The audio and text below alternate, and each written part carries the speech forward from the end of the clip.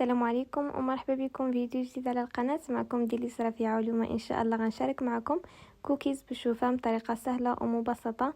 كذلك غنشارك معكم الاثمنه ديال البيع بالنسبه للناس اللي بغاو يخدموهم كوموند. ندوزو الان الطريقه ديال التحضير والمكونات.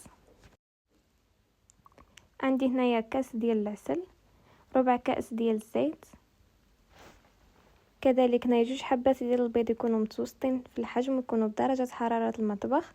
غنضيف عليهم هنايا 16 غرام ديال خميره الحلويات، ملعقه كبيره ديال الكاكاو المر، وعندي هنايا الشوفان 150 غرام شوفان حبوب و150 غرام شوفان مطحون.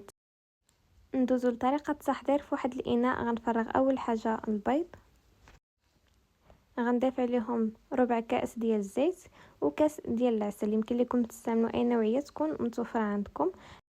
صافي انا غنحرك هاد المكونات مزيان بالخلاط اليدوي، وغنضيف عليهم معلقه ديال الكاكاو المر، واحد الملعقه تكون كبيره.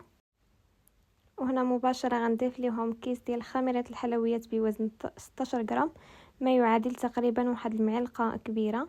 وغندوز باش نضيف الشوفان. اول حاجه ضفت 150 غرام ديال الشوفان حبوب وغنحرك، ومن بعد غنضيف 150 غرام ديال الشوفان اللي طحنته من قبل. صافي هنا غنبقى نحرك حتى كتجمع لينا العجينه ديال لي كوكيز. الا بقات لكم خفيفه فممكن انكم تزيدوا الكميه ديال دقيق الشوفان ولا الدقيق العادي. هنا مباشره غناخذ الميزان وغنبدا نوزن القطع ديال الكوكيز. انا عملت فيهم تقريبا بين 30 و 35 غرام في الوحده، يمكن لكم تعملوا الحجم اللي بغيتو. بالنسبه للقياس ديال 35 غرام كيجيو متوسطين، ما كيجيوش كبار في نفس الوقت ما كيجيوش صغار.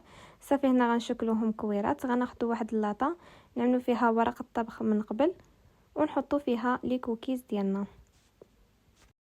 فبالنسبه للكميه اللي تحصلت عليها هي 21 قطعه ديال لي كوكيز. صافي هنا ضغطت عليهم شويه حيت مع الخميره كيتنفخوا شويه في الفران. صافي هنا مباشره غندخلو من الفران اللي كيكون سخون من قبل على درجه 150. النار تكون غير متوسطه بالنسبه للفرن ديال الغاز. النار تكون مشعوله كذلك من الفوق والتحت حتى كيطيبوا لينا.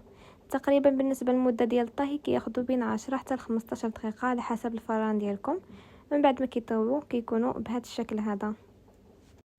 فبالنسبه لثمن البيع الناس اللي بغاو يخرجوهم كوموند هو 3 دراهم للحبه. وطبعا الاثمنه كتختلف من مدينه لمدينه اخرى. بالنسبه للناس اللي طنجه بغاو اي كوموند ما عليهم غير يتواصلوا معنا عبر الصفحه ديالنا في الانستغرام ولا على الرقم اللي غنخلي لكم في الشاشه. كنتمنى هذا الفيديو ينال الاعجاب ديالكم ونتلاقاو فيديو قادم ان شاء الله.